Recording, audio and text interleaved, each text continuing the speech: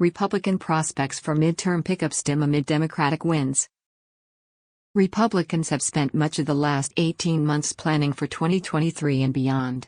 They're not just measuring the drapes in majority leaders' offices, they've been plotting to eject certain Democrats from House committees, preparing to investigate President Joe Biden's son, and metaphorically rubbing their hands with glee at an anticipated ability to stop Biden's agenda, including his judicial nominees, in its tracks.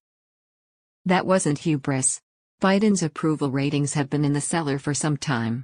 The party in power almost always loses seats in Congress in the midterms, and the Democrats' majorities in the House and Senate are razor-thin. But with fewer than 100 days until Election Day, the big red wave predicted earlier this year has faded substantially, raising questions about how many pickups Republicans can accomplish this fall. The GOP is still highly expected to retake control of the House, a feat that would take just a handful of seat flips in a year when there are far more vulnerable Democratic incumbents than Republicans. But the size of the pickup may be lower than anticipated earlier this year. Several polls on the generic ballot, the question of whether voters want Democrats or Republicans running Congress next year, have the Democrats newly ahead. A Monmouth University poll this week found that half of voters prefer Democrats in Congress, with 43% favoring Republicans.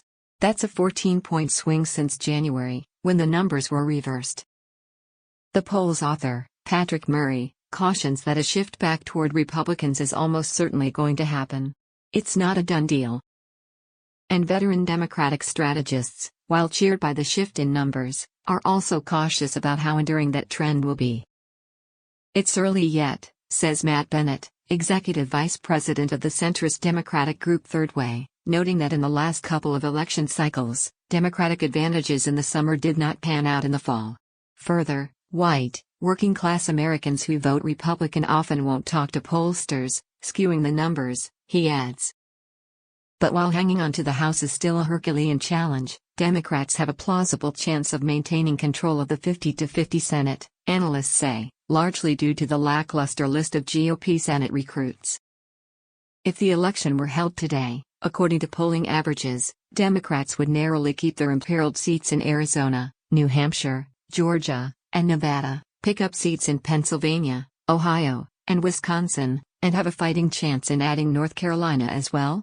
Many of the polls where Democrats are ahead are within the margin of error but have been consistently, if very narrowly, in favor of Democrats.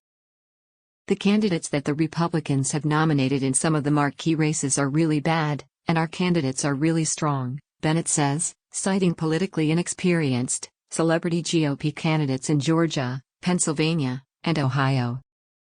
And when it comes to governors, Democrats are also looking politically healthy. If the election results reflect current polling, Democratic incumbents in Nevada, Michigan, Maine, Minnesota and Wisconsin will keep their jobs, and a Democrat would keep the open gubernatorial seat in Pennsylvania. Further, Democrats are expected to pick up Maryland and Massachusetts and will be competitive in Arizona, where popular GOP governor is term limited and not running again. One seat Democrats could lose is in red state Kansas, though a recent overwhelming defeat of an anti-abortion referendum has encouraged Democrats there.